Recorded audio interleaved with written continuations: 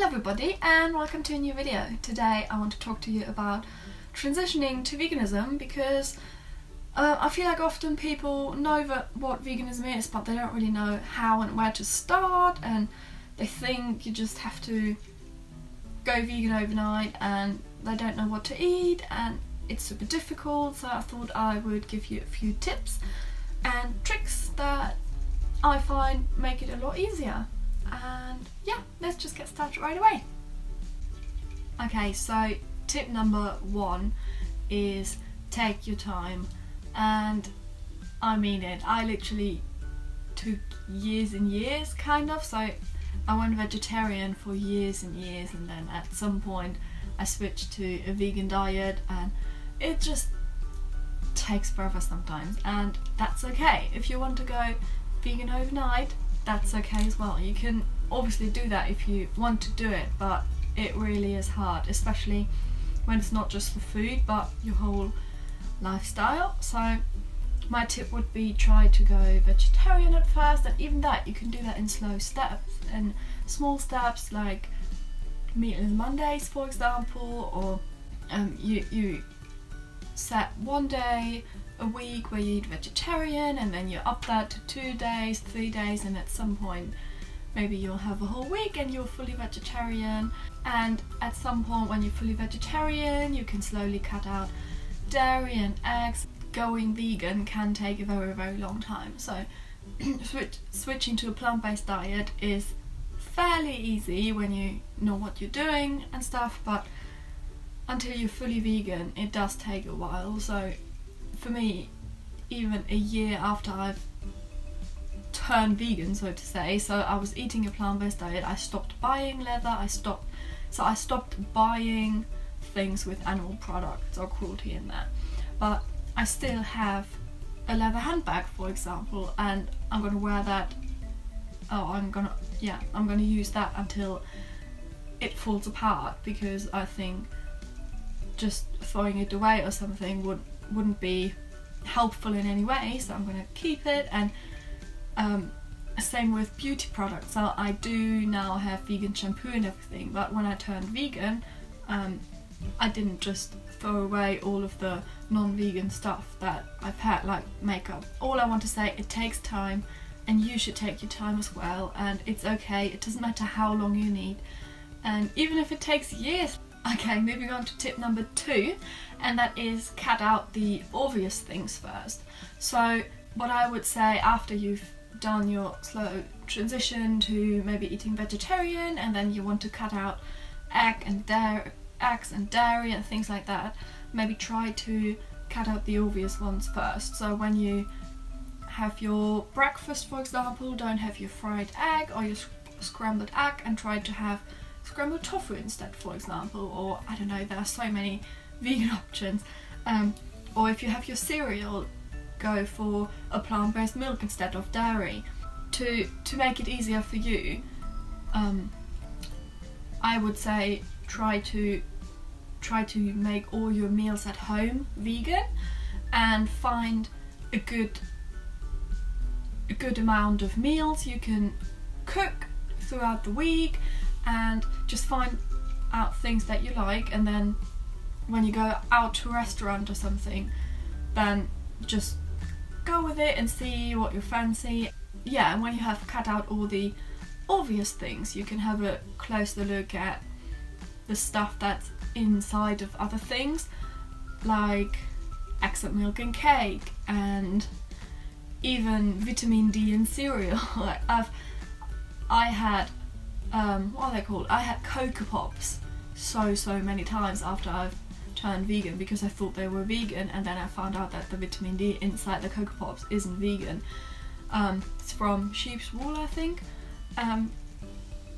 and that was quite a big mistake I've made for a really long time, and now I know about it, and now I just have different Cocoa Pops, so from a different brand, and they are vegan, and it's just such a slow process. But if you cut out the obvious things first, then go to the less obvious things, and then at some point you're gonna cut out the really weird complicated things. Like sometimes you've got E numbers in food, and those E numbers mean it's not vegan, and I don't know all of these E numbers by heart, so I've just got a screenshot on my phone with all the numbers that aren't vegan. So I stand there, what product in one hand, phone in the other, and I'd be like, oh, is that vegan? Yeah, no, okay, next one. And it is a lot easier when you start with the big things like milk and egg, and then go work your way into it, and I think that's quite a good thing to do. Okay, so tip number 3 is educate yourself and find your why. And why to go vegan? To break it down, basically there are 3 big reasons to go vegan. There are the animals, there's the environment, and there's your own health. And personally for me, I'm vegan for the animals. I've picked some good documentaries for you, and you can find out about some more stuff. So there's What the Health, and that's pretty good for finding out about veganism and health and how that is related. And then there's also Cowspiracy, which shows the impact on the environment, and I found that so interesting, and some things were so shocking, and I didn't realise what massive impact the meat and egg and dairy industry has on our environment. So it's really interesting to see. And last but not least, there's Earthlings. Earthlings is the vegan for the animals part, so it shows like slaughterhouse material and how the animals are kept and things like that. And it's not easy to watch, I'm not gonna lie. You can read a lot about it. There's the China study, for example, that's also health related and quite interesting. And there's obviously YouTube, as you probably know while you're watching this. There are great vegan channels out there and very informative. Some of them are really fun, and there's so much you can learn. And if you have Netflix, there are also some really good things. The reason why you should find your why is because it is a really big motivation. It doesn't matter if you're doing it for yourself or for the animals or the environment, it's gonna motivate you to stay vegan or to try as hard as you can. It's not like a diet when someone is like, oh, do you want a chocolate bar, Monique? And I'm like, I might have it anyway because I want some chocolate and I'm on a diet. When you truly know why you're doing it, it's so much easier to say no, and I think that just makes it a whole lot easier. Okay, tip number 4 is forgive yourself if you make mistakes, and I think that's a really big one because, again, nobody is perfect. We all make mistakes. Even the most experienced vegans, I bet we all make mistakes. Well, I don't bet, I know we all do. And I know it can happen that you can accidentally have something and you don't know it's not vegan or something, and then you think, oh, why have I been so silly, blah blah blah.